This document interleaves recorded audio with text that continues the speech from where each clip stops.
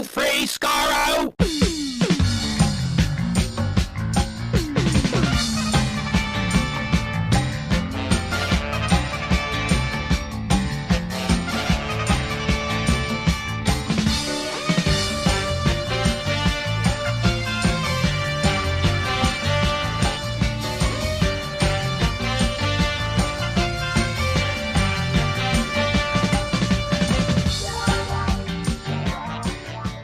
Hello, everyone. Welcome to Radio Free Skaro, episode number 861. I am Stephen in Edmonton. Warren in Vancouver. And Chris in Edmonton. Welcome to our second of two special holiday episodes of Radio Free Skaro. All fluid links, all the time, recorded well in advance, while some of us are off doing other things other than recording podcasts about Doctor Who. If there was major breaking news, you've already heard it at the front of this podcast. If not, then we carry on. All other news, we're going to do a big news wrap-up at some point, probably next week, actually. If who knows if there's going to be a thing happening at San Diego Comic-Con when this goes out. We don't even know that at this point. If there's any Doctor Who news at all, but at least two of us, because Chris will still be in the UK next week, but I'll be back from driving around. So that'll be next week. So you'll only have one more week of this Fluid Links nonsense to put up with. Questions and comments submitted by you, the listeners, and selected by us here on the Radio Free Skaro podcast. Shall we get underway? Perhaps. You betcha. Well, let's do it officially by saying it's time for Fluid Links. Do you know what this is? Fluid Link K57. Ah, yes, of course, the fluid link. What's a fluid link? No idea.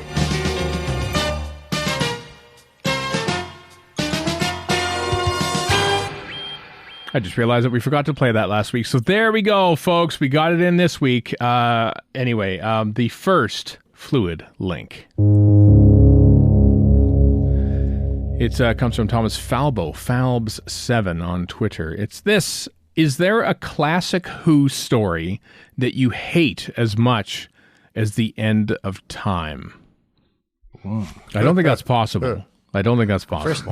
First answer, no, but let me think about this. You got to think about this. I got to think the answer is, well, if it's not yes, it's going to be close to yes. Search your feelings. Yes. I mean, feel your anger. I think the Time Monster is definitely up there for me. Is it really that bad? It is. It's that bad. I mean, back in the day when we'd watch on KSPS, I was always kind of happy to see the Time Monster come around because I knew the week after would be the Three Doctors. There's always that, right? That was the only positive takeaway I had from it. I mean, for me, it'd be Ghostlight, because much like any time, it thinks it's a lot more impressive than it actually is, and it just infuriates me. It's a lot more less coherent than End of Time is. Yeah, and End of Time actually has good bits and pieces, and Ghostlight does not. Wow, that's a big dismissal of a great story. Smug that's nonsense. Harsh. That's harsh. Chris is a champion of Ghostlight. Well, keep championing it. I hate it. Yeah. Do we put like Time Lash up there? Is that... Oh yeah. Well, it's down bad. there, It's technically. bad. Well, I mean, different. There are bad Doctor Who stories, but I think they're bad in different ways. You know what I mean? Like some of them are just like. I think honestly, Time Lash is underperforming, whereas I think things like The End of Time are too smug. They think they're great, as you were saying, Warren. It's just like, oh, we're just great. And I think there are elements of The Chase that are that, and there's recently Toby Hadoke did a Who's round for the Patreon feed for Silver Nemesis, and man, I tell you, there are a few stories that have fallen as far for me than so. I remember when I was a kid, I watched it because I had seen. Oddly enough, I'd seen the making of Doctor Who, that New Jersey Network thing, before I saw Silver Nemesis, months before I even saw. I think me too. Yeah, a story about it, and so I was looking forward to it. And then I saw it, and I thought it was cool because I was putting the connecting the dots of saying, hey, I remember seeing them shoot that, and there it is right there on screen. And it was kind of a cool experience, and there was Ace shooting Cybermen with coins and stuff. And now I watch it, and it's like, this is bad. This is a bad story of Doctor Who. Really bad. So for whatever it's worth, I just pulled up the most recent, aka 2014 Doctor Who magazine survey for rankings. So the bottom 5, in order, the bottom 5 classic stories are Twin Dilemma, Time and the Rani, Time Lash, Time Flight, Underworld. Oh no, you will not. So I disagree with that too. Yeah. So Underworld, Stephen, at least you and I are very pro. Oh, me too. Underworld. Yeah. I don't love it, but it's not No. 5 worst. No. Time Twin Dilemma is, I can't get through it, so it's pretty bad. But I would say this is not a fair comparison in some ways, because you go into Classic Who expecting things to go a certain way, and they always do, and you have not lowered expectations, but properly adjusted expectations for what they're able to show you. With new Doctor Who, well, new-ish Doctor Who, it's always built up as a big thing, and it's able to deliver that. And so when it doesn't deliver that and acts like it is, it's that much more disappointing with that than it is with Classic Who, I think. With Classic Who, you're like, all right, fine. There's a million others of these things, and I know they're all kind of the same anyway in the way they're put together. So, it's just a different feeling or tone, I guess. It is. Like, you wouldn't end, let's face it, you wouldn't end a season on Doctor Who these days with something like, I don't know, the King's Demons. Like things are, I think, a little more planned out and thought ahead and building up to things, as opposed to, I'll just finish there, I guess. You also wouldn't end a season on the Twin Dilemma nowadays either. You wouldn't do that. Where you've got the adversarial relationship between the Doctor and Perry, and the Doctor's like choking her, and and then introduce a new Doctor at the for end of 6 season. months. Yeah, I don't hate the Twin Dilemma as much as I feel I should, and I think that's a failing for me as a Doctor Who fan. It's honestly, it's one of the stories I've probably watched the least. Same here. Very possibly the least from the Colin Baker era. Right.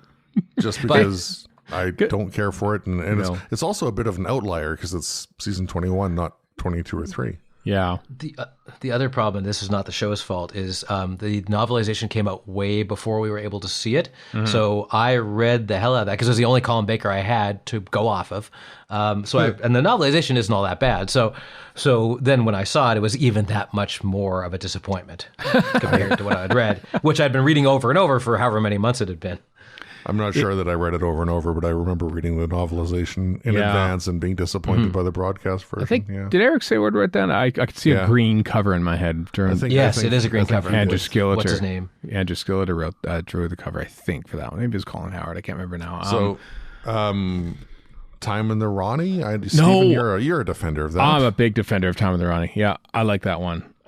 Visually, it's very impressive, and maybe that's what helps me win it over. I honestly, a Twin Dilemma is not good. I've said this before. I don't think Doctor Who has ever been as smug, combined with not knowing how unsecure the show's future would be. Like to have the audacity of going, we're going to make the new Doctor, but you're going to hate him, and you're going to have to wait for 9 months to see him actually be good, maybe. And then B, we're going to make it look like a Christmas panto with tinsel and everything. And C, it makes the Caves of Androzani look like a complete accident, because you're thinking, well, we'll just make another episode of Doctor Who and it'll look like this. You think, well, you just made possibly the greatest classic story in the history of Doctor Who, and you followed it up with something that looks like the Time Lash. What did you learn? Did you learn anything from that at all? That is called completely running out of gas. I don't know what it is, but it's so that's what's so disappointing for me. Maybe there's, I don't know. I'm sure this is all very well documented, and I just haven't read it. But maybe I don't know if there are financial constraints being the last one of the series. Or... No, I don't think as much. Although maybe, I don't know. They did some weird recordings in there. They shot the location stuff like halfway through the 2 studio blocks, which never happens. That's different. Yeah, there might have been some industrial action actually. Now that I think about it. And then the other of the bottom 5 we haven't yet talked about, Time Flight. I think that one warrants some bile. It does. There's some bad stuff. Another very rarely watched one. Like I just kind of skip over it on BritBox. I just don't bother. No, I watched the raw studio footage. It was great. Of course you did.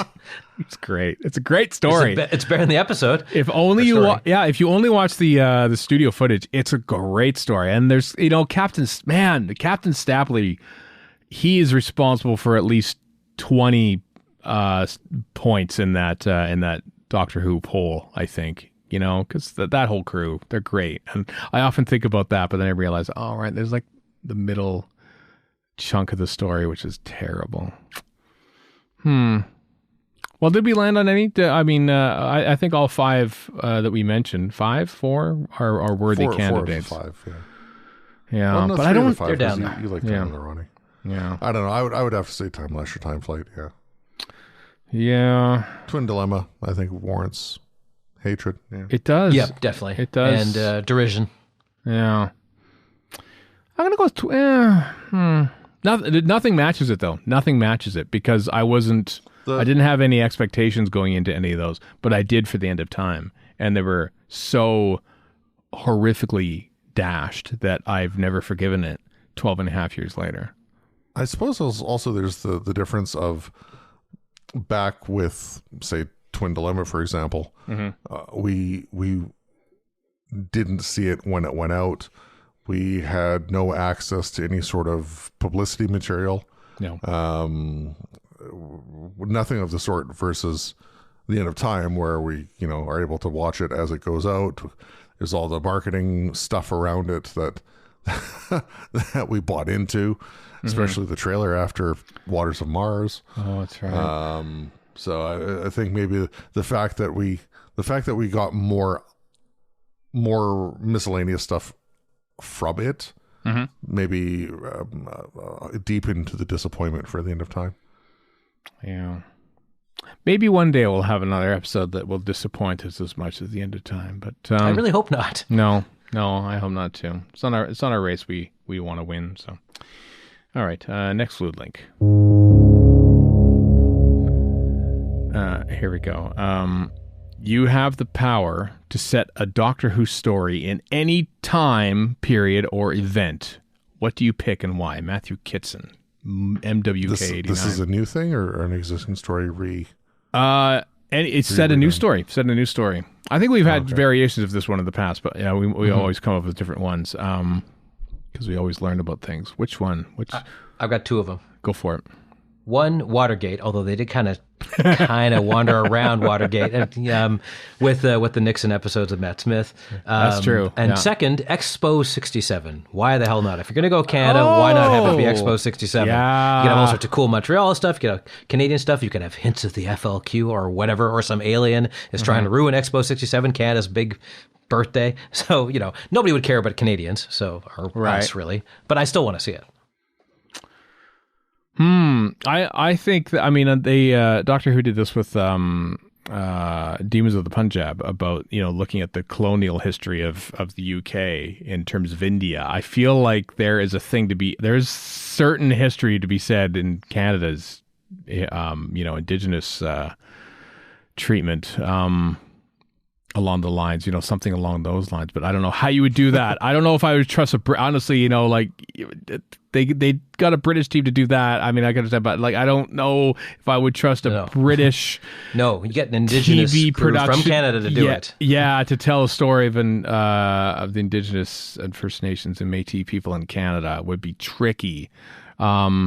Given that we've barely been mentioned. This country has barely been mentioned in Doctor Who, let alone even seen on screen. Obviously, we're going to veer towards Canada. This is the part where we've always talked about in the past. We have to think of some Canadian history, and then we go back, what Canadian history would warrant a Doctor Who story?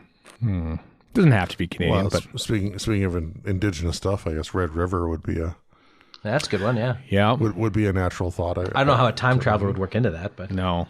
without screwing it all up. Louis Riel, everyone, if you want to Google that at home. Australia would have a history too, if you're going that regards. If you're looking into the dark past of British colonialism, which to be fair is a lot. So you could go that route. You could go a different route altogether and just choose something fun. I kind of like it when they go back into not necessarily Elizabethan or famous historical times. What I kind of liked about Hyde is that they were in 1974. I think what a random year to pick a story. 1974. You know, and it just felt 1970s. It was brown, and there's like low light, and you could just tell that there was stuff reeked of cigarette smoke and stuff. You know, like that was like probably put there from the 1960s. It was still 1960s cigarette smoke seeping through in the cushions of the couches that we're sitting on in 1974. You mentioned Australia. We've never had a Captain Cook episode, have we? That I can no, or even a mention, really. No, we haven't. No. So you could do something Captain Cook based, and apparently he did a lot of cartography of Newfoundland. So there's a Canadian angle you could exploit. Eric there. the Red, Eric, maybe the Eric the Red who landed in Newfoundland in 1000 AD. Yeah, I was just gonna say, and the reason the Vikings left is because the indigenous people were just too tough and kicked the Vikings' asses. Yeah. So I would like to see that a Viking ass kicking happening, as in them getting their asses kicked. That's really close to Vikings and Battle of Hastings and such with Time Meddler, though. That's true. You can have a time about it, an offshoot. Well, you know what? Battle of Hastings didn't work. Let's nip back 60 years and try again. And Magna Carta's been done. Magna Carta's been done. Honestly, I mean, this might just be, thinking that, oh yeah, I can do it. Everyone else has failed. Let's make a good Doctor Who pirate story on the open seas. They failed twice. With Curse of the Black Spot and Legend of the Sea Devils. What if we tried it again? Let's do it again. Well, Make it better smugglers, this time. The smugglers, but they're mostly on land, let's face it. Here's the key. Our Flag Means Death has clearly shown that in order to make a good pirate show, they got to be gay pirates. So we got to have a gay pirate Doctor Who story. There we are. Well, as far as pirate stuff goes, would you stick with like the traditional Yar matey pirates, or would you want to switch it up to like Somali pirates, or... do Captain Phillips, yeah. Captain Phillips. No, I think your traditional romantic pirates, I think, are the ones. I don't want to see a Doctor Who's set in 90s Mogadishu. That's not a great idea. No, not as much. Like Doctor and Commander, the far side of the world, like that kind of seafaring epic. It's tough to do because eventually there's got to be some weird alien menace who's actually making your boat sink or something like that, and or Daleks chasing the crew off, or Daleks. Yeah, the Wright brothers. Why not do that? They've never done anything close to that. Just do the Wright brothers. Have them trying to make this plane, and some weird alien force is keeping them from doing it, or something. Ooh. Well, I mean, they haven't really done much for American history stuff. No, in general. So I guess there's a lot of stuff there you could pluck from. The Tunguska event. Was that what it was? In Russia in 1914? Yeah, it was a big comet hit or something? Comet, yeah. That would be kind of fun, you know? And hey, you could just like film it. Here's the thing. That's how you get to Canada. You don't go off to the forest and wherever. You go off to the forest in Canada. I'm just trying to get a Canadian location shoot out of this, all right? Because it kind of looks like Siberia, the part where we want to film. What I want to see is that comet hits, and then, as in the part from 2001 where they bridge from the bone to the spaceship, Adric's bones, I said, all right, fly up in the air, and then they cut to the TARDIS. Had they been unearthed by the comet? Or maybe that actually, maybe, yeah, you actually said it in 65 million BC, and the Doctor's there to try and right the wrong that is Adric, and then Adric is stuck in a time bubble, and they put the ship in a time bubble, and then eventually it does crash, but then Adric comes off it, but he's been stuck in the time bubble for 45 years, and it's Matthew Waterhouse as he looks today, but he's Adric and he's aged. And then Doctor Who saves him, and then he falls down a well and dies. Best part of the whole episode. He still dies at the end because something incredibly anticlimactic. Yeah, the pattern can't be changed. Oh well, thanks, Doctor. Actually, I'm going to stay here on Earth and try to build. But there's literally no one. There's a bunch of dead dinosaurs and some mollusks that will eventually evolve to be giant bears that will eat you. But all right, stay behind, Adric.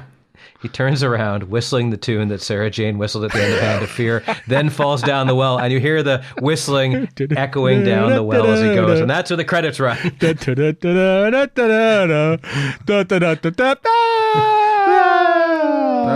than a real home screen. Perfect. Next fluid link.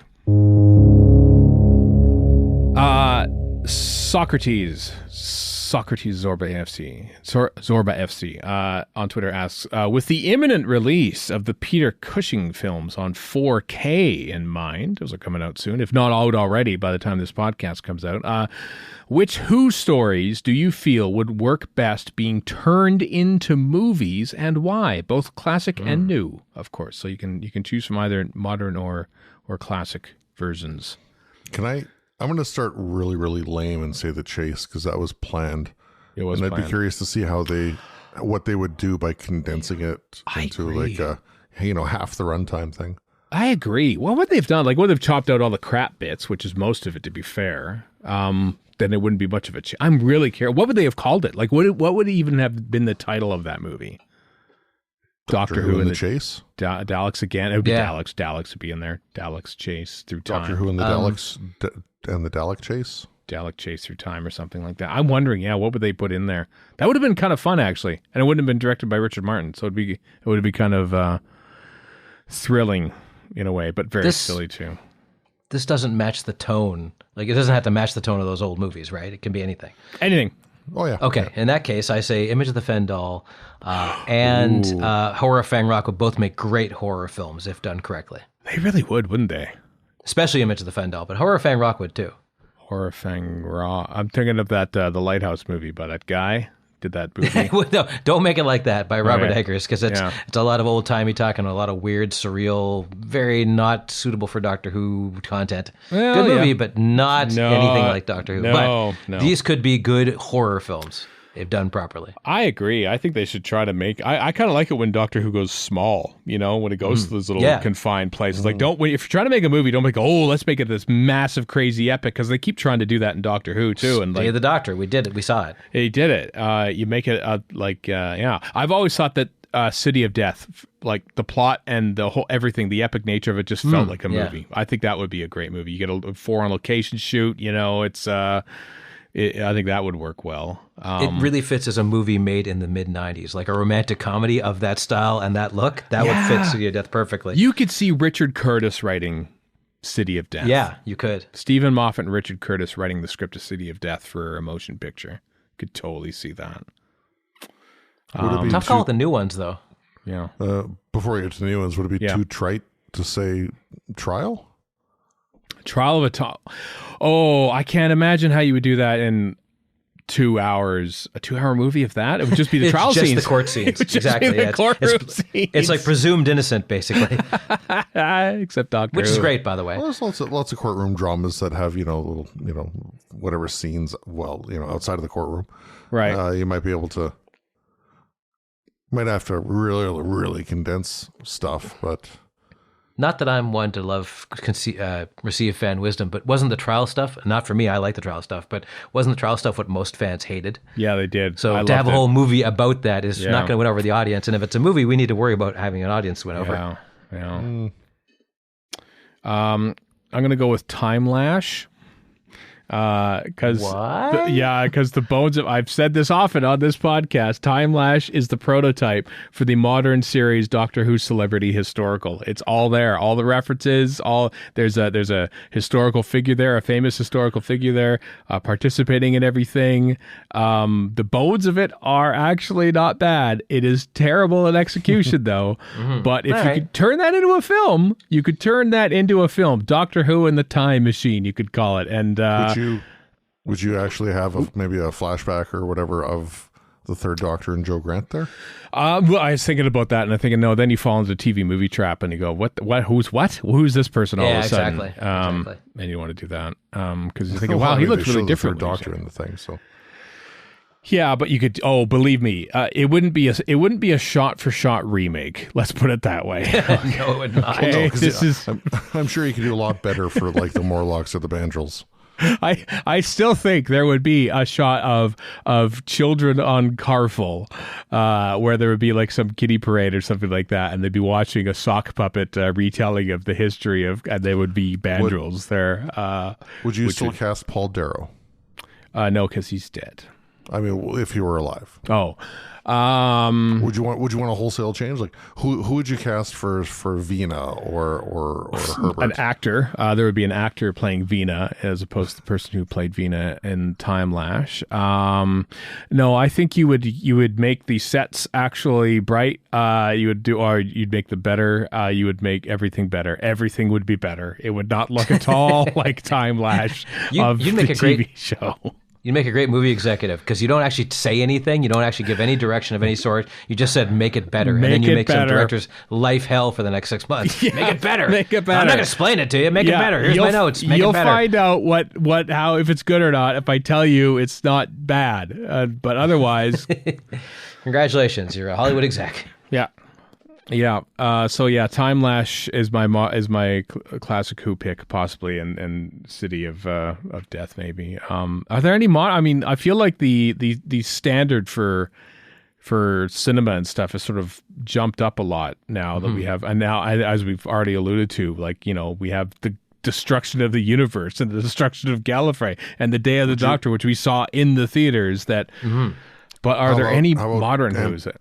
How about amping up the horror aspect of Satan Pit Impossible Planet? Oh, yeah, maybe. That'd be a thing. I kind of want to turn a story that was kind of smaller scale in Modern Who and turn it up, turn the volume up a little bit. I think that because I felt like Impossible Planet Satan Pit is already kind of epic in nature. Mm-hmm. But it's still also very small scale. There's only, 7 or 8 cast? And I suppose. But I mean, the scale of the planet and the devil and everything else or whatever it is. Yeah. You know. But and plus, it's just almost perfect the way it is. I'd hate to think that we could do that one even better. One thing I guess you'd face with the new series is things are a lot tighter already. Like and cinematic. Plot-wise and whatnot. A lot more cinematic for sure, especially as we've gotten into... the anamorphic stuff with series 12, 13. Man, I don't know. Like, would you pick a season finale, a season opener?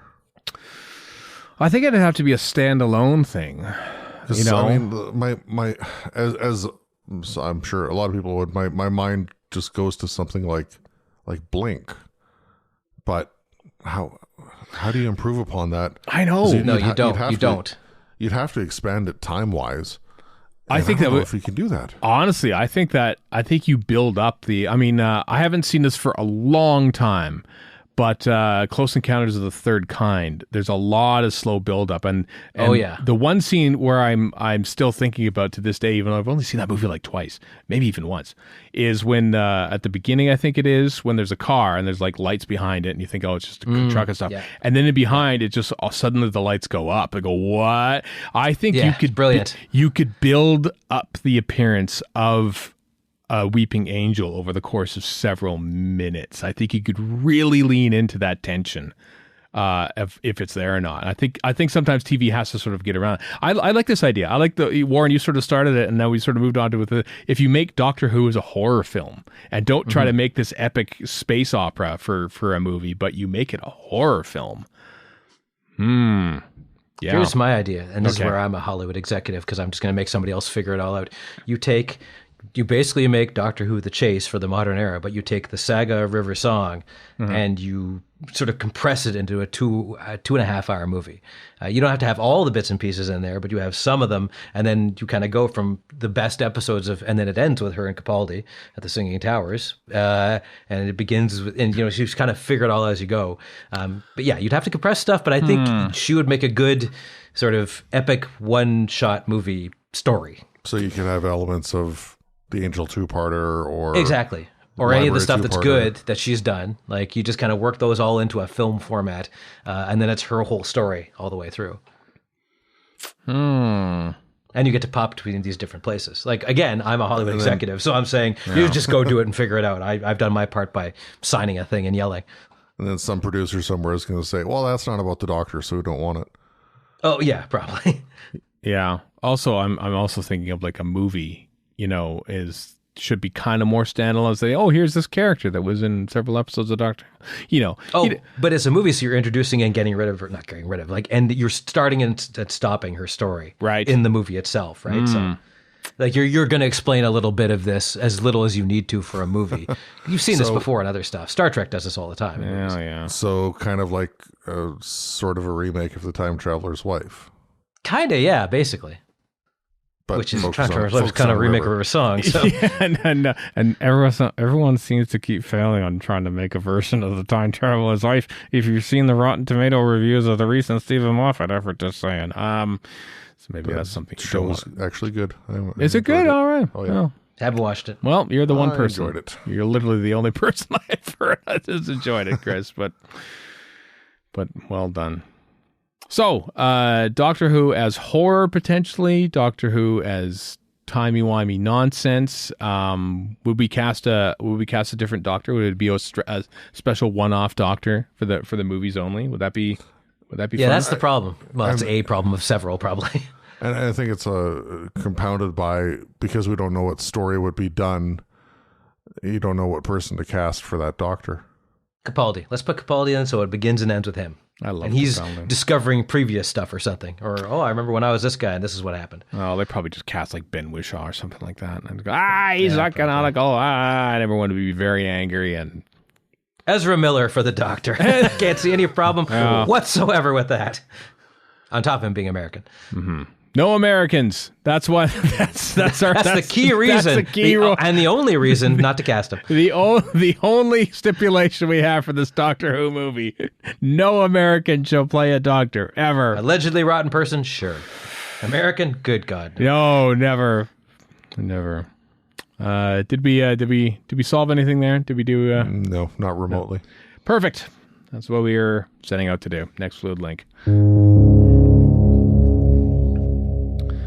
Richard Gill in the Ogwedian on Twitter asks, would you like to see a return to Murray Gold's musicness in RTD2 or see a new composer take the reins? Or, I'm going to read this in myself, do you want Sega Nakanola to continue? I don't know if I haven't heard it either way if it's going to be the same composer, but I get the feeling that RTD might bring his own person. I bet, yeah. Both. I kind of want Murray Gold's music, and I equally want somebody new. But I would also like to see what Murray Gold would do, if not more. I'm not going to say more of the same, because the guy proved over and over that he could do interesting new stuff. Constantly refreshed whatever it. he was handed to. Yeah, exactly. So He has just a- going from Tennant to Smith, for instance. Yeah, he has a way of just throwing old stuff out and just refreshing. I mean, I remember when I was interviewing him a couple times and just like, he didn't even keep copies of it. Like other people had to say, I'm going to hang on to this for you because you were just going to throw it out. Like that's just his mentality. Well, it certainly was at the time. I don't know if that's changed in the few years that he's been away from Doctor Who. But I'd equally like to see a new talent get a shot. I know. I mean, so few shows are have music by women. I think it would be a great, thing to have a woman as a Doctor Who composer, given that a woman True. Started that way, yeah. a woman realized the Doctor Who theme that we laud her and praise her for, and like that's apart from Liz Parker, who did the music for Time Lash, we've never really had anyone ever do music for Doctor Who as a woman. So. I would appreciate that.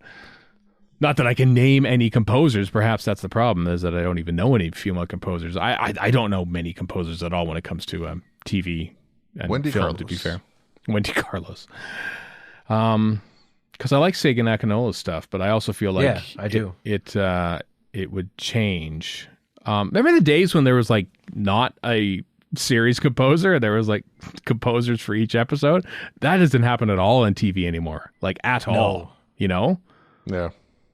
One person does the whole thing. It's just the way of, it just fits the whole theme. You don't get different looking stories either. Everything sort of looks the same. But The other thing is with American stuff, at least, and maybe this is just me not paying attention too. I remember back in the old days, people complained that TNG and DS9, all that stuff was kind of musical soup, except for stuff like The Inner Light, which was when you actually let, I think it was Kevin McCarthy, maybe I'm getting his name wrong, but when he was actually given, or Jay Chataway, Chataway, whoever yeah. did, Jay Chataway, Dennis McCarthy's you're thinking of. I Dennis guess. McCarthy, Yeah. given a chance to make, that's an iconic song that people still love, right? And he finally got a chance to make some actual music. But I find today, at least with American and definitely with streaming stuff, almost everything sounds like musical soup. And does. Doctor Who doesn't, so I'd like to see Doctor Who continue to not do that. I agree. There's like little leitmotifs and stuff, and like, you know, recognizable bits of music for Doctor Who. Yeah. And that's with both of them, Akinola and Gold. Yeah. It's quite stunning when you think about it. The Doctor Who's managed to do that for so many years. You know, John Williams wrote the theme for Obi-Wan. Yeah. Like his actual character theme and the theme song for the show, I think. And that's why it's so recognizable. But can't remember the name of the composer for Game of Thrones, but that's one that breaks the mold. That was really good music all the way through. Rowdy, I know, I can't remember his name. Oh, so good. That's good. I'm not going to say his name wrong anyway, but it was actually good and always fit what you were watching too. It did. It really did. That's the one. Yeah, he did good stuff. He did the music for Eternals, Marvel Eternals. Oh yeah, which features 2 or 3 Game of Thronians in there too. And Marvel music's kind of mud too. A lot of it. It is, apart from the Alan Silvestri theme for the Avengers, which is my favorite thing about all those movies, is when the theme comes in. Would you? Yeah. Warren mentioned having giving somebody newer a try, but would you want to go for a Hans Zimmer or a James Horner or no? Well, James Horner's dead, so no. Well, you know what I mean. You know that feel. No, I don't think it. No, I don't. I want someone new and young. You know, like Sagan Akinola was new and young for Doctor Who, and there was a really cool like atmosphere feel to it, and I don't think that, just judging by how Russell D Davies approaches things, and given the fact that he's used Murray Gold for stuff since he left Doctor Who, I mean, I feel like we're just sort of like saying we want something, but it's just going to be Murray Gold again. Yeah. I like that new energy. I mean, it's hard to get brand new energy into Doctor Who when there's such a history behind it, and there's, you know, Russell T Davies is nearing 60.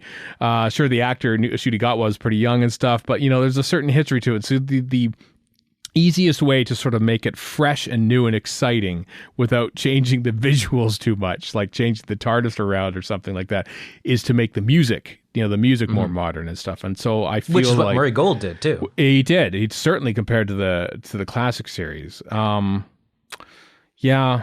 I wish I knew more composers, but I would like more female representation, maybe even more queer representation in the Doctor Who music land, just to get a different perspective on things. Just, you know, change it up again. It's not Doctor Who's been like back since 2005, and we've had 2 composers. Period. Specifically with Hans Zimmer. It's not Hans Zimmer that's the problem. Well, part of it is because his stuff is ideally suited to big movies. Like his score for Dune is great, but it's all but the problem with Hans Zimmer, and it's not really his fault, is that every movie executive wants Hans Zimmer type music. So everything else sounds like Hans Zimmer. And I think his company kind of cranks out that stuff with other composers too. And there's a whole thing with Hollywood composers where a lot of it actually isn't composed. It's like factory work that guy's name is on it, but there's a few that aren't like that. There's a whole article a few months ago, I think it was in Variety, about how this all works, and the answer is it's kind of dirty. but the point being, Hans Zimmer's stuff is great in a big movie sometimes, but I don't think it fits a TV show, and it certainly doesn't fit Doctor Who. I feel like Hans Zimmer music probably gets put in as temp music probably for a lot of stuff too. Oh, that's part of the problem. It does get put in as temp music, so people just go, well, let's just make something like this then. Yeah. Chris, what do you think? Close it out here on the music thing. What is your overall thought? As the person for who music registers the least, I don't exactly. Yeah, I want to get fair enough. Yeah, fair enough. You know if you have one? Okay, I was curious. I didn't know if your opinion had changed much. And I'd be happy to see Sagan Akinola continue. I don't know if Murray Gold would come back. Whether he's been asked or not, of course, as you said, we don't know. I have no idea. I'm good with either of them coming back, I think, in the grand scheme, or I'm happy with somebody new and give somebody else a shot. I'm good with whatever. Yeah, it would be intriguing if it wasn't Murray Gold, and then or no, if it was Murray Gold, but we've got David Tennant as presumably not quite the 10th Doctor, and maybe the 14th Doctor is some hybrid or some different Doctor. Does Murray Gold steer away from his established themes for a Tennant Doctor and go for something completely new and different? This is something to look forward to if it is indeed Murray Gold, or subsequently, if it's someone else, does that person, do I do a little hit, hat tip to previous Tennant era themes in my new theme, even though I'm not Murray Gold? Interesting. That's all I got. That's all I got. Haven't solved anything. Once again, next Fluid Link.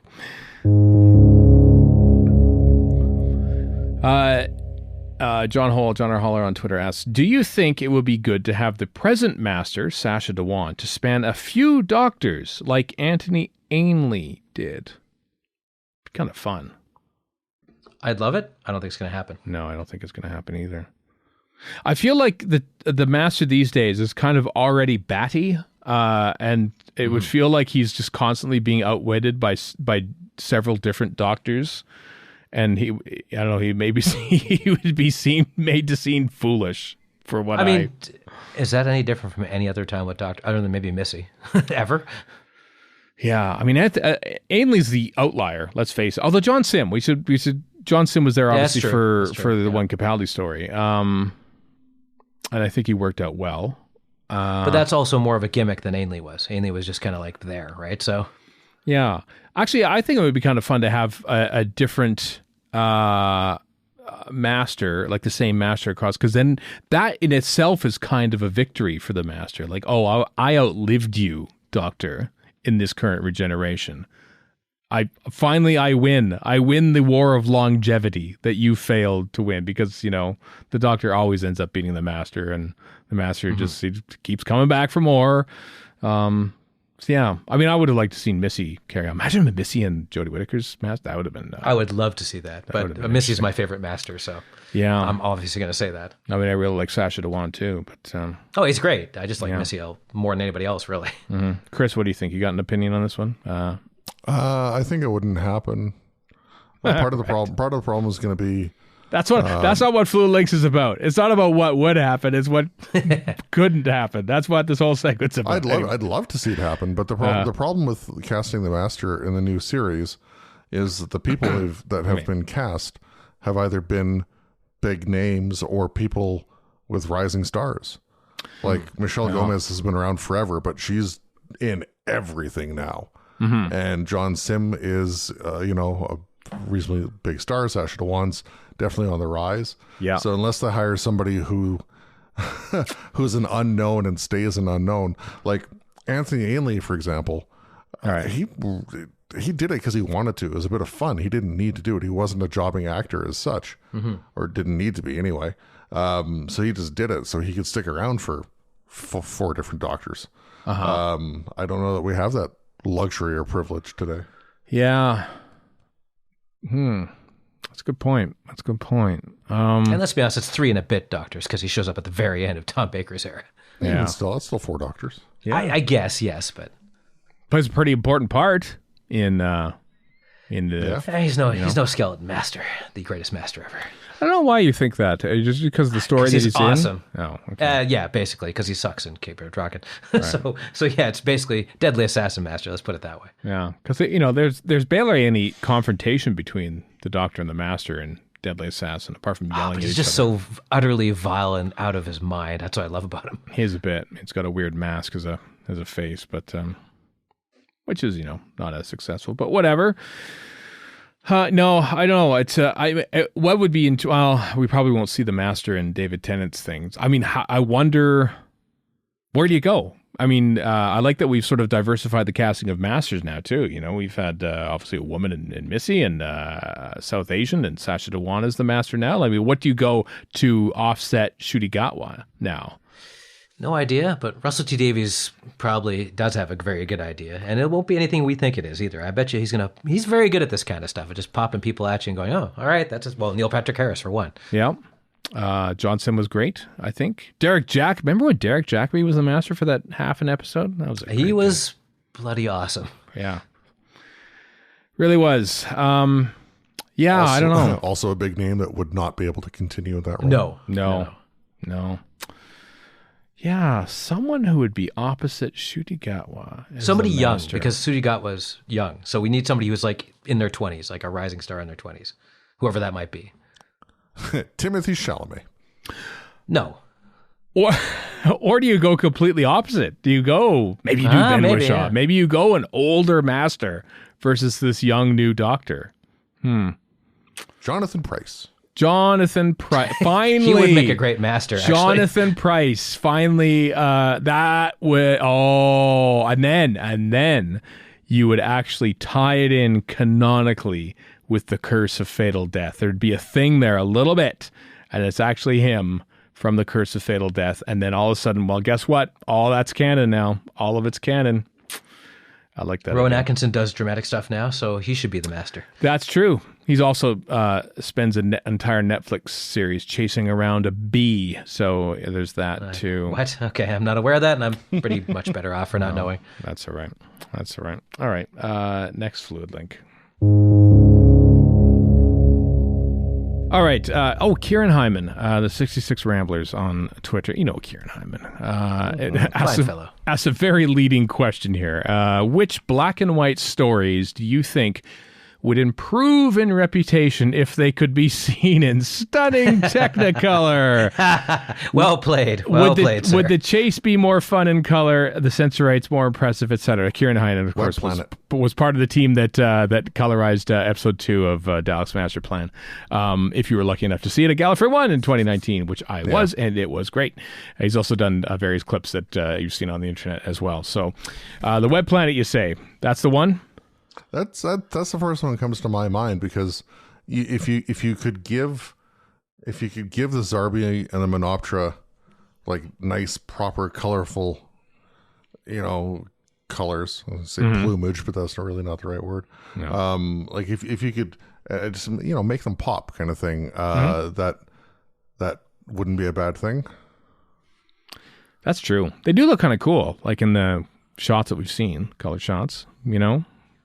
But then you'd see all the, nooks and crannies of that cheap set in Riverside Studios. Well, of You course. do anyway. Terrible set. Terrible set. Marco Honestly, Polo. That's the easy giveaway. But Marco Polo looks. Yeah, I know the story itself, but the actual color photos we've seen look They're great. very resplendent. yeah, I would. I would love to see a Technicolor version of Marco Polo, because it would mean that we could see Marco Polo. True. So it's a double win there. Or if you want a very what would be a very colorful but very problematic story, the Celestial Toymaker. Yeah.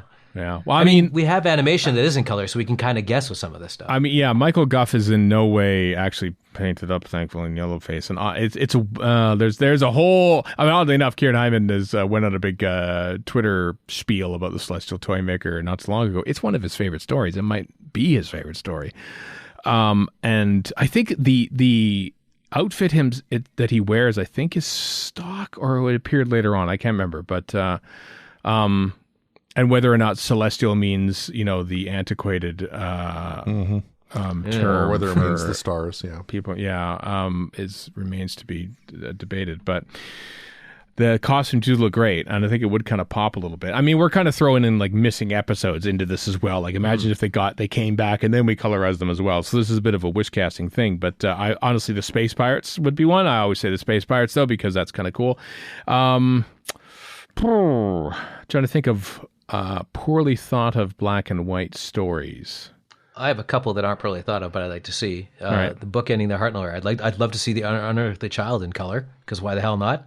And I'd love to see 10th Planet in color based on the remakes we saw within the Capaldi stories. Or, not that. So Twice Upon a Time. We could see all that snow in gleaming white as opposed to slightly off gleaming white in the original. But we did get to version. see it in quote unquote in color with this. So it'd be kind of cool to see the whole thing in color. Mm-hmm.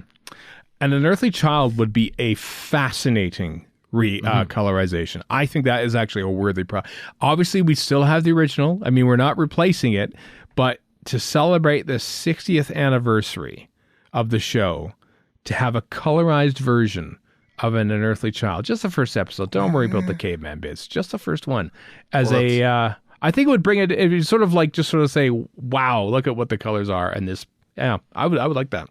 I think you kind of identified the biggest problem with that is only the first episode would work or would matter, because once you get to 10,000 BC and you have gray brown caves and brown furs and and brown dirt, and like there's you're colorizing. much to do there. You can change things up a little bit. What the hell? It's prehistoric times. Dirt was different back then. I mean, I'm stretching this a little, obviously. Yeah. Well, I mean, would you really want? I mean, it's easier. It's hard work colorizing old 1960s Doctor Who, and B, you don't necessarily want to colorize episodes 2 to 4 of the first story anyway, right? You just want to see that first one. So, yeah, I'm predicting it actually. I'm not only predicting it that it's going to happen, I'm calling it out, Kieran Hyman. Your task now is to colorize An Unearthly Child in time for the 60th anniversary. If that fluid link was a leading question to get you to have someone tell you to do that, so you have a goal, well, congratulations, you've got it. So there you go. We're expecting that now from you, Kieran Hyman. So go forth and colorize An Unearthly Child. All right? All right. Next, fluid link. Rojit Mahajan, here's Rohit on Twitter, asks, do you hope to see another story take place entirely in the TARDIS? Is there an aspect of her that you'd like to see explored? And why do most stories that take place in the TARDIS seem so unsatisfying? Well, there is Castrovalva and the Invasion of Time and Journey to the Center of the TARDIS is what we're kind of... A lot of Logopolis. Based on a lot of some Logopolis, yeah. Edge of Destruction. Edge of Destruction, of course, yeah, the famous one. all two sets that they used for it. I think you could... I mean, Edge of Destruction reminds me of Midnight in a way, you know? Bunch of weird psychological nonsense going on in one tiny room and stuff. It like Midnight is something that could be turned into a stage play and be effective. Yeah. Especially given the fact it's only got a couple of sets and 4 actors. Mm-hmm. I think you could do it. I think you could. I mean, maybe I'm trying to think. I mean, Midnight was a thing. Stephen Moffat excelled at writing stories that had the main cast and no one else, and maybe one other person. Like Listen, like The Girl Who Waited. I think it would be kind of cool if he should come back. He should come back and write one story, and it's only set. Russell T Davies should go to Stephen Moffat and go, all right, Moffat, you said you're out of Doctor Who, but I said that too back in 2008, and I'm back, so you get to write one. But here's the thing, Stephen Moffat, I'm going to actually put constraints on you.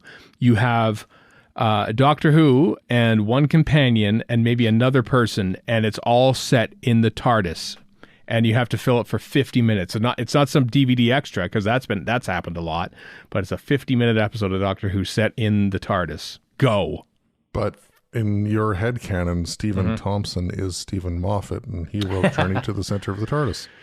That's true. Well, because that was a first attempt, and it failed, which is why it got the Stephen Thompson branding and not the Stephen Moffat. So, which means Stephen Moffat has a second go at it, is what I'm talking about here, right? No, I don't know why this is up for debate when the perfect In the TARDIS story has already been made, and it's called The Invasion of Time. If you declare that perfect, wow. It's not perfect, but I have a fondness for it. So I would like a modern revisiting of The Invasion of Time. Trim out all the dead wood and no giant. Although I kind of love it anyway. No giant Venus flytraps eating Sontarans.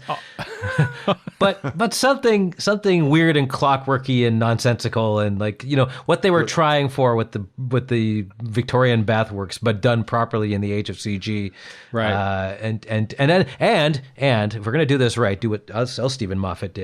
Go through the various eras of the TARDIS, and I mean all of them. And you know where this is going. You just want the ending up with control room. Exactly. Thank you. Yes. Fan service the episode. That's if you're gonna fan service, and you are if you're inside the TARDIS, then why the hell not? That's true. I think the biggest problem why those episodes don't work is whether it's the showrunner or the audience, the imagination of what the TARDIS could or should have within it, just that can't be realized. But we knew that with classics, so we just accept whatever they gave us. Whereas with the new one, you're a little less accepting of it. Yeah, and these days, like the more the time goes on, the less accepting we could ever be. Yeah. I right. I feel like I'm more enthused about like these gray wall flats in Castrovalva than I am like the sort of the barren corridors and then this weird tree room that they had in Journey to the Center of the TARDIS. I thought this is kind of strange. I'm like, this is what I thought the TARDIS was like at all. And then we go to there's a library and there's books in jars and stuff like this. Thinking, this is a little too alien for me. Change it back. Change it back. The first time we see any depth into the TARDIS was what, Doctor's Wife? Was that the first one? Yeah, there's that one corridor set where they had to get Amy and Rory something to do for most of that episode, and that was very uninteresting as a set, as a look inside the TARDIS. And conversely, you go in the cloister room in Logopolis, I think it's Logopolis, and it's basically just some leftovers from My Claudius, but it still looks cool because it's new, right? Yeah, at the time. Because it's roundels. I mean, that's the thing. This is the one thing that we've missed when they do Inside the TARDIS episodes. There's no roundels anywhere, you know? Which they comment on in Day of the Doctor. They do. They're great. I love that design. If you're going to be the TARDIS, show us it's the TARDIS by putting roundels in there and put the hum. There's the TARDIS hum in there. Got to have that. Hum and the roundels. That's how we do it. So whether or not you can craft a whole story set in there, though. Probably not. Probably not. I think you have to have something. I know. Either I'm just kind of going back to the horror thing. Maybe you sort of have a horror movie in the TARDIS, and there's something in the TARDIS to get to you, which is kind of like we're basically describing elements of stuff that we've already seen in TARDIS episodes, but just not done very successfully. So just do those things better. I've got the perfectly flawed solution. All right. You use the Zero Room, which is basically a box. And you remake Ken Russell's Altered States in the TARDIS. Wow. Which you shouldn't do, because Ken Russell's Altered States is interesting. I wouldn't say it's good. That's that William Hurt movie, yeah. Would it be fair to say that the best representation of stuff we've had within the TARDIS would be the TV movie? That's a good TARDIS set. It's up there. Yeah. It's up there. That's, wow. Eye of Harmony notwithstanding, perhaps. Yeah. No, I think, you know what? You're not telling untruths there. Right there. That's what I'm saying. So we can remount the TV movie? Let's do it. Just remake the TV movie. But explain all of classic and modern Who in the first 2 minutes. Got to do that. That's important. People need to know. People won't know. People won't. People need to connect the dots. That's how they do it. So, all right. Next fluid link. Baz Johnson on Twitter asks, should the Doctor's face be a permanent addition to New Who opening titles? Remember that? Remember back when Matt Smith's face showed up in Series 7? Was it 7B, I think it was? 7B, yeah. 7B? And everyone went, whoa! Was it 7B or 7A? I can't remember now. And then Peter Capaldi's face, eyebrows are in there, and Jenna Coleman's for one episode. And then they disappeared again. We hadn't seen Jodie Whittaker in there yet. So, Warren, I absolutely. You said yes. How come? Why do you like this? Because it's a complete sop to my nostalgia. Frankly, I don't have honorable intentions here. I just want them to pander to me as they did in the old show. Oh wow, pander to me. Yep. Everything else you can change completely, but put that one in for me. Put the face in. Put the face in the opening titles. It's kind of interesting that they never had it for so long in Modern Who. It took forever, and even then it was subtle. You know, Matt Smith's face in there was subtle. I mean, it is kind of silly and old, but whatever. That's why I love it. Yeah, it's more to say, hey, we got a new Doctor Who. They'll do it the Matt Smith way. That was cool the way they snuck it in. Yeah. I know, Chris, you got an opinion on this one? Because I think I do. No, go for it. I honestly, I think I have no opinion. I'm happy with it either way because we didn't have it for the entirety of Classic Who. Right. We had it for most of it, obviously, but not all of it. And I'm okay with it not being in there and just being all mysterious and stuff. I kind of, if Doctor Who ever sort of branches out into an even wider sort of multiverse streaming type of thing where you have different stories from different parts of Doctor Who, I think it's easier to keep it all under the same roof if you have sort of a generic opening to it.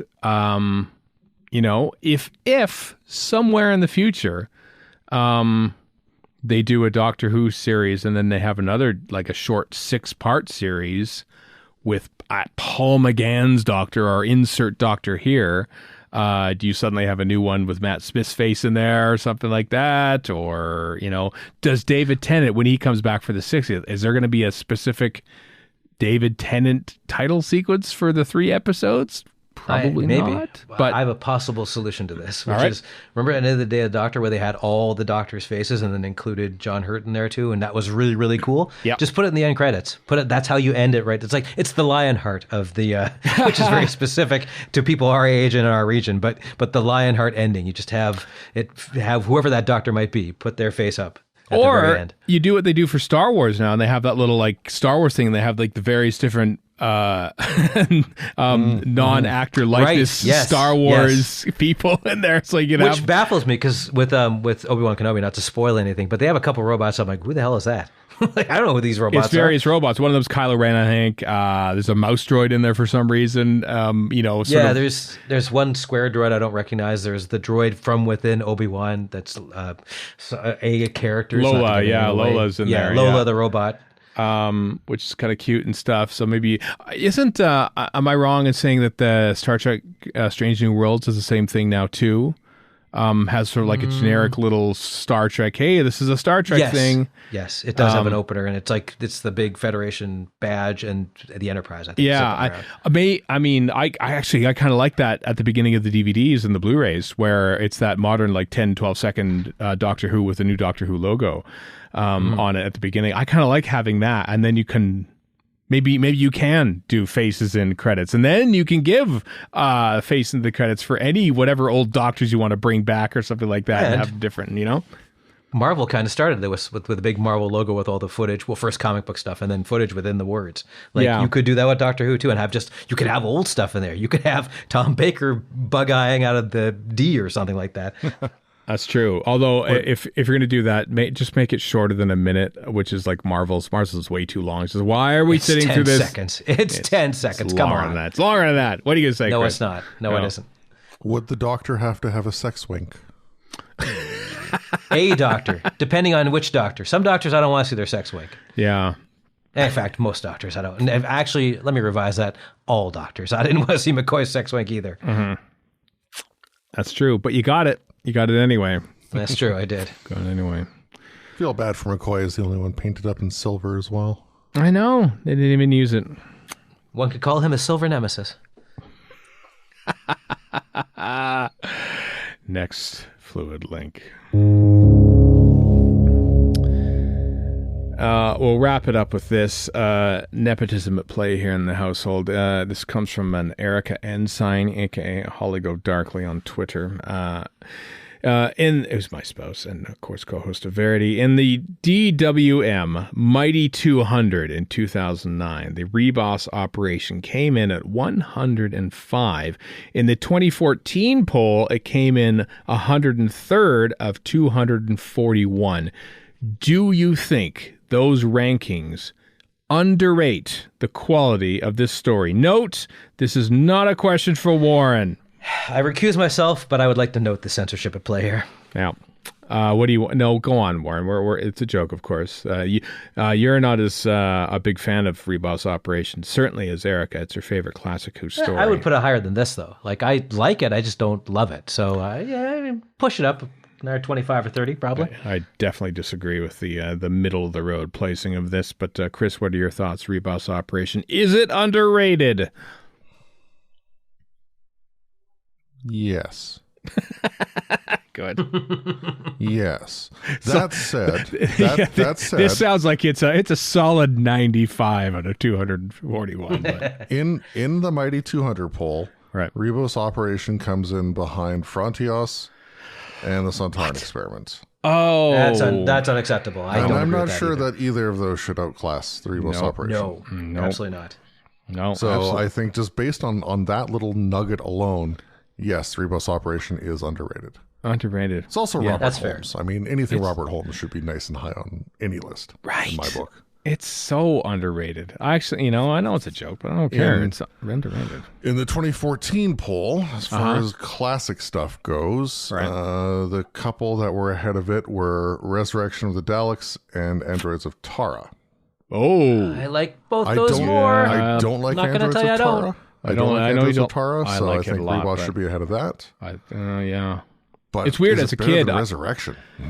Oh yeah, you're talking like I'm gonna speak to my 15-year-old self, which is a dangerous proposition. But Well, you liked all the shooting in Resurrection, right? 15-year-old me loved Androids of Tara because there's laser crossbolts, and loved Resurrection of the Daleks because everyone dies, and probably was a little bit cold on Rebus Operation. Now that I've grown older and wiser, Rebus is the Doctor Who that I'm there for, and I still appreciate, of course, the other two. But I loved Androids of Tara, but I know Rebus is definitely higher up.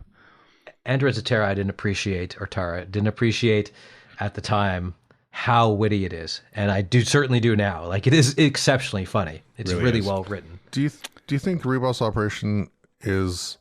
Do you think it'd be better or worse if it didn't have to act as the setup for the Key to Time? Like, if you didn't have to have all the stuff with the White Guardian and the Doctor bitching about the randomizer hole and stuff It's like kind that. of fun. No, it's fun. I like that. The initial spark. You think that it'd be worse without it then? I think it would be. I love the introduction of Romana and her character, and how she's completely opposite of the Doctor. This young very smart and talented young go-getter who is just inexperienced, and that's where she, it comes in second when it comes to the Doctor. But she's better at everything else. And She's clearly smarter than him, and they make a point of showing that. it's great. Yeah, it's great. I love that bit. Yeah, and she's glamorous, and she's wearing that wonderful white costume and everything, and it's just like, and there's Snow, and there's Unstuff, and there's Garen, and there's Prentice Hancock in a role that you don't want to hate him for, and there's Gabindra the Heretic, and he was right, of course, and that's just like, Then you got the Shrivenzel.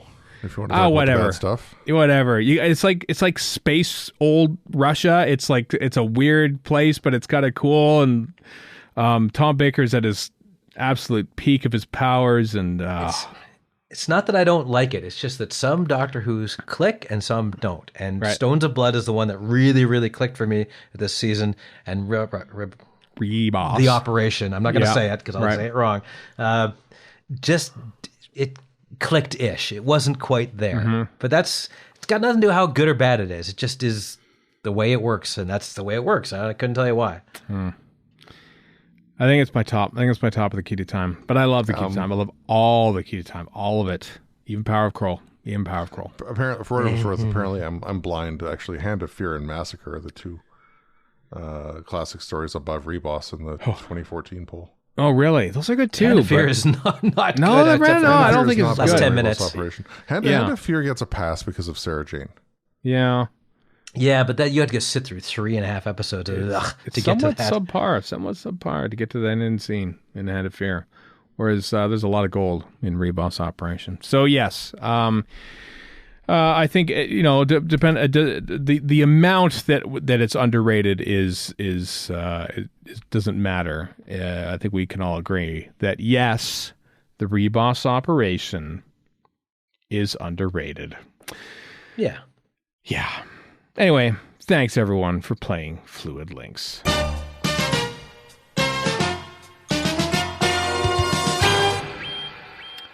All right, that does it for our vacation episodes, everyone. Hope you enjoyed those. We'll be back next week, as I said. Well, Warren and I, and probably someone else will be, while Chris continues gallivanting in the United Kingdom of Great Britain and Northern Ireland, with a bit of a news wrap-up, and maybe something will have happened at San Diego Comic-Con, or will have happened, or will be happening, who knows. But we'll be covering it all the stuff that we missed over the past 2 to 3 weeks next week on Radio Free Skaro. So until next time, I am Stephen in Edmonton. Warren in Vancouver. And Chris in Edmonton. So long for now.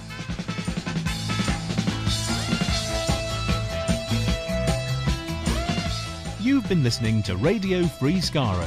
Find us online at radiofreeskaro.com. Follow us on Twitter and Tumblr at Radio Free Skaro.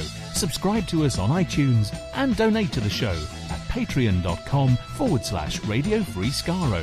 Thank you.